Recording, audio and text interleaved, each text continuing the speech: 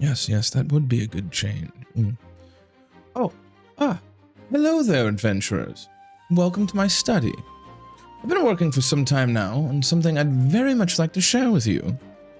The Chronicles of the Thornecrest Company. Within these pages are the stories of a rather unusual company of adventurers, the places they've traveled, the people they've met, the choices they've made, and the consequences that followed. Some of the tales are heroic, others are strange. A few are perhaps better left forgotten.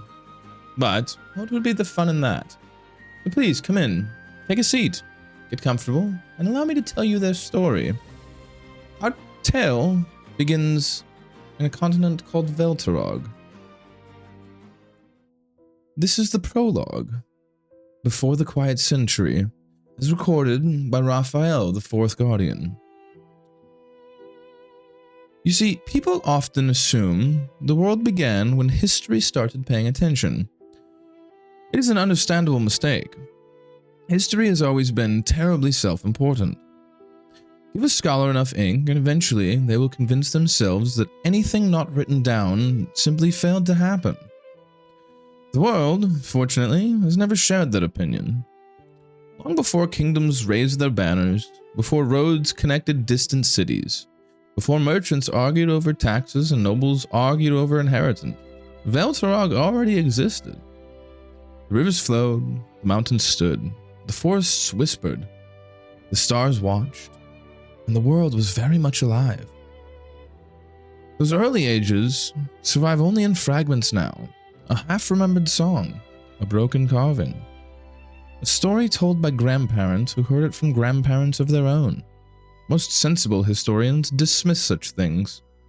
This is one of the reasons sensible historians are frequently wrong. The oldest stories all begin the same way. Not with a kingdom, not with a war, not even with a god. They begin with a road. A road stretching beyond the edge of memory. A road walked by travelers whose names have long since vanished. A road that, according to the stories, led toward a light. Some call it the first flame, some call it the white flame.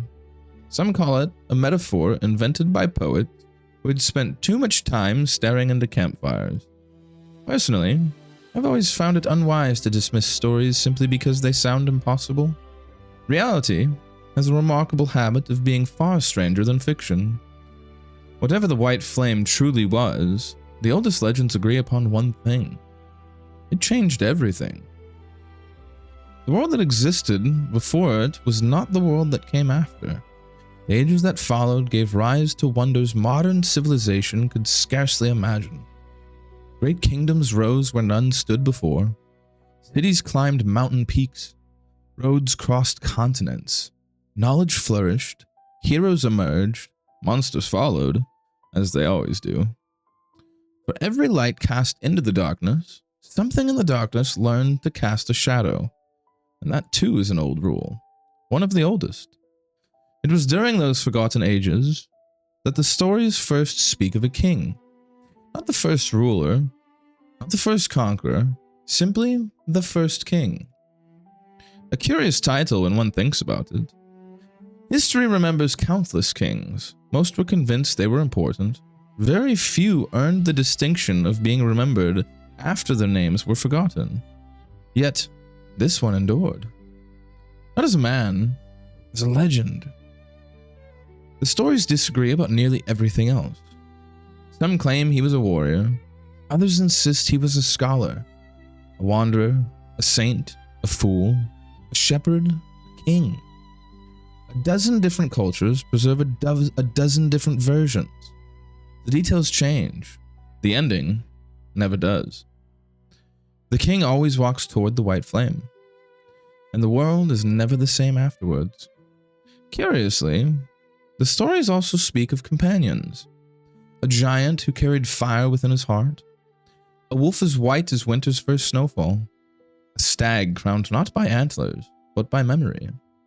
A wandering messenger who knew too much and explained too little. Others appear in different versions, different names, different faces. The number remains strangely consistent. 7. History has forgotten many things. Numbers are stubborn, however. The oldest temples depict them, the oldest songs reference them. Children unknowingly repeat their names while playing games whose origins no one can remember. Even now, fragments survive. The White Wolf, the Crownless Stag, the Last Lantern. Stories everyone knows, but stories no one understands. Stories that refuse to disappear. There is usually a reason for that. The centuries passed, kingdoms rose, kingdoms fell. Empires promised an eternity and discovered they were negotiating from a position of weakness.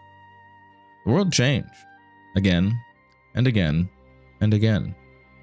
Yet beneath every age, beneath every civilization, beneath every carefully written history, the older stories remained, waiting, sleeping, watching. Most people never noticed. Most people were not supposed to. Civilization is built upon certainty. People like believing they understand the world, where they come from, what protects them, who governs them, why tomorrow will resemble today.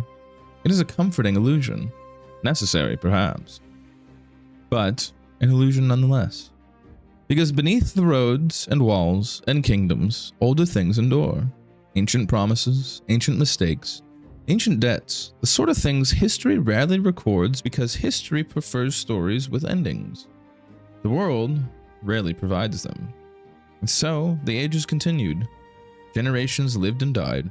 Wars were fought. Peace was won. Peace was lost. The great wheel turned as it always had.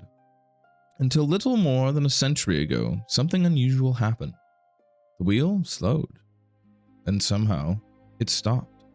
Or, at least it appeared to.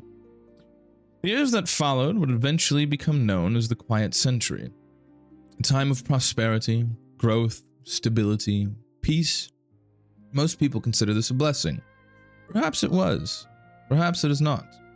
The truth, as always, is considerably more complicated. But that is a story for later.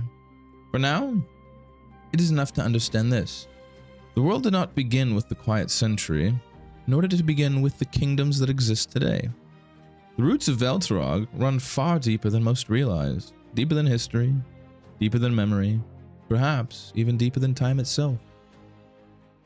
And somewhere beneath those roots, the oldest stories are beginning to wake.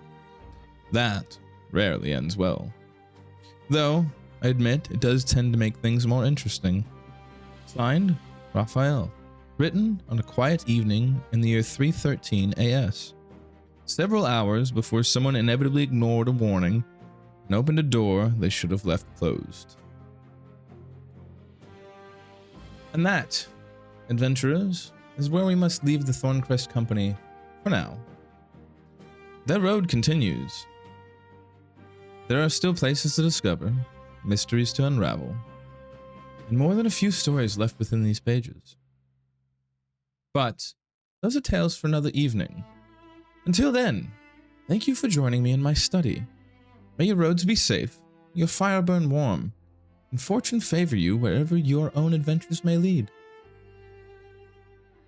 Good night, adventurers. I'll see you when next we open the Chronicles.